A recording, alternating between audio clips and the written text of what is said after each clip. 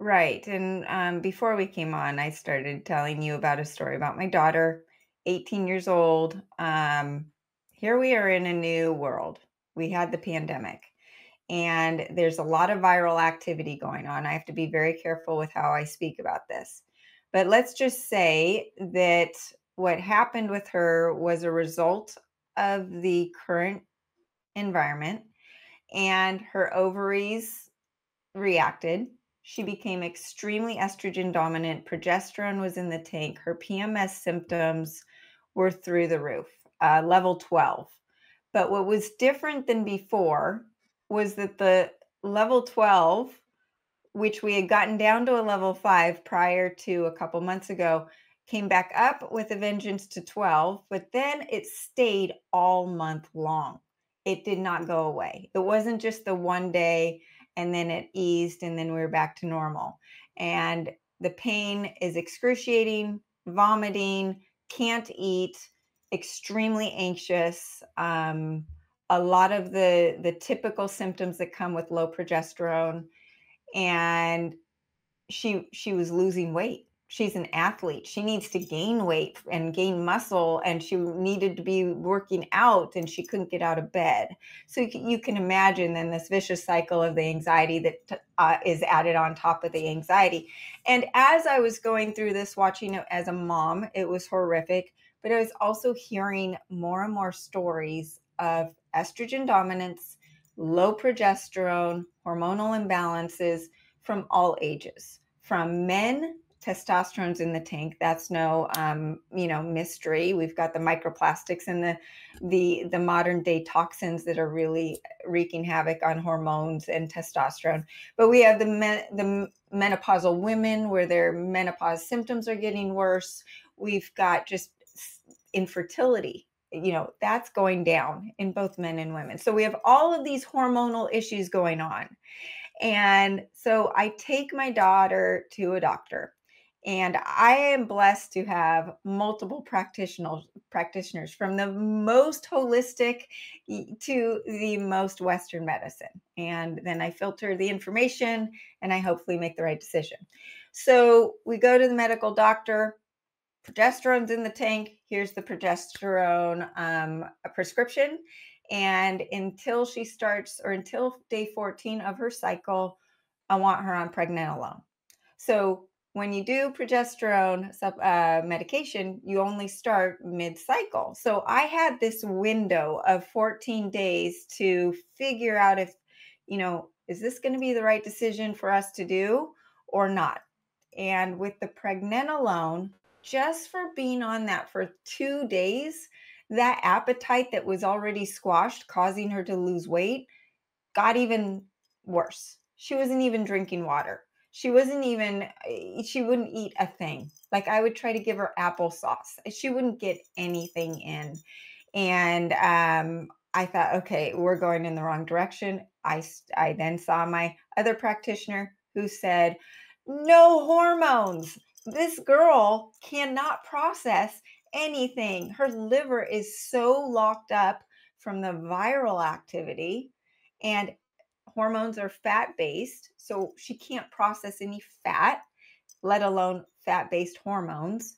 That's only going to make her worse, which I had seen over 48 hours just with the pregnenolone. So my my point in saying this and starting out with this is I saw it firsthand. I saw that you can't just throw the end result, how do you say it? The end result hope to fix the problem. You've got to get down into the root. So what did we do for her? We used antivirals. We used things to bind up her excess estrogen, like calcium D-glucarate. We used supplements like the acceleradine iodine that helps with hormonal balance, and it's antiviral, and some other things. And lo and behold, that girl has put her weight back on. She's working out and thriving just like she should be. But she's just one example. And she's the 18, and we've got people in their 70s and 40s and all, both genders, whatever, suffering from all of these things. And you throw hormone at it, it's not going to work. One other quick example, a man in my life, low testosterone, tried testosterone therapy, didn't see results because his adrenals were tapped. They were done. They were done. So there was so much stress in the life that the body's not going to react to anything. So with that as kind of the base of our conversation, I want to get into, you know, what is wrong? What is the root cause? And why throwing testosterone or thyroid hormone or progesterone medications at the problem may not work or could actually backfire. Yeah. Yeah. And I would say at least shouldn't be the first step. It might be a step on the path toward healing and recovering, but I don't think it should ever be the first step or probably anywhere in the first several steps. And that's because, as you said, we're definitely not addressing the root of the issue, right? There are many things that regulate the state of our hormones. And if we are not considering those different things and we're not trying to improve the things that have led to the situation in the first place, then we can certainly get into trouble and we can see worse symptoms for sure. Or what can also happen is, and you see this with TRT a lot, you mentioned TRT, is you can cover up the symptoms by providing the testosterone. But in the background, all of those signals that led to the low testosterone are still there.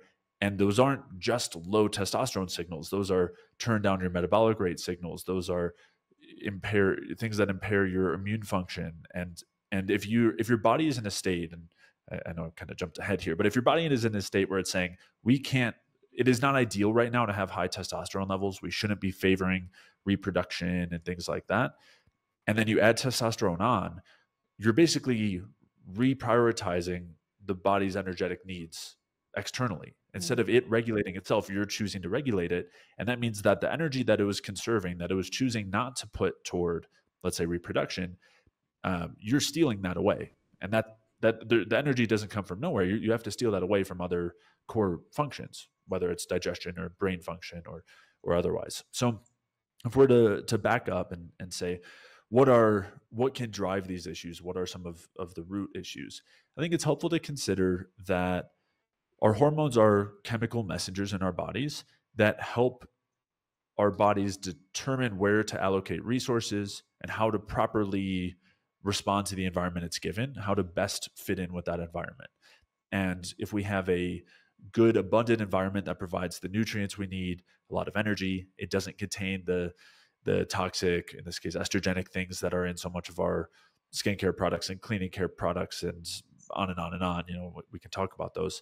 But if it's a good environment, free of harmful things and providing a lot of the really good things, then it's going to lead to a hormonal state that reflects that. It's going to lead to a lot of energy production in the first place. It's going to lead to really good baseline functions, and our body's going to say, "Great, this is a time where reproduction is something we can favor." Right? We have the capacity to provide for, for a baby, for another human, and it's not going to be too taxing on us, and that's something we can favor right now, and we can favor the growth of, let's say, again, on the testosterone side, the growth of muscle tissue. Right, we can take excess energy and put that toward building muscle. And these hormones are not just reproductive hormones, whether we're talking progesterone or testosterone. They affect everything. They affect cognitive function and have amazing capabilities there. Progesterone is something that's being studied for regenerating the brain, regenerating neurons.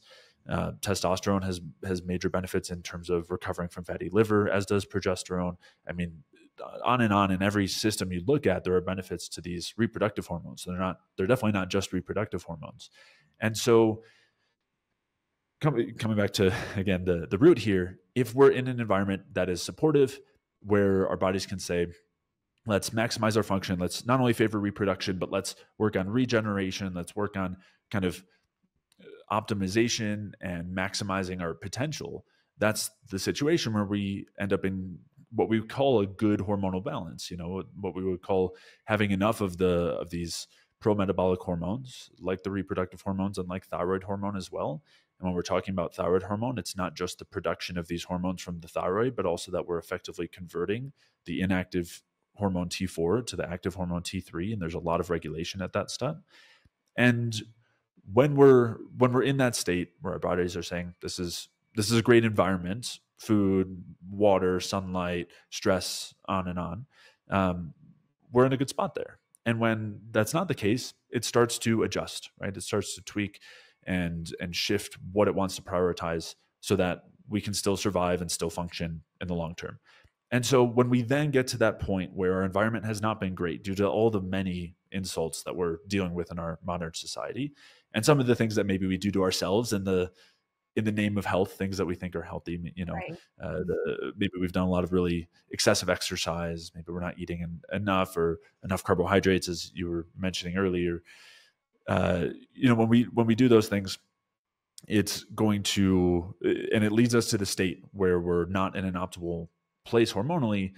We want to go back to those roots. We want to make sure that we're addressing those foundational things, as opposed to just throwing the hormones on top. And we can talk maybe a bit later at as far as when it does make sense to bring those hormones in. But I think that's kind of the big picture here. That's the starting place.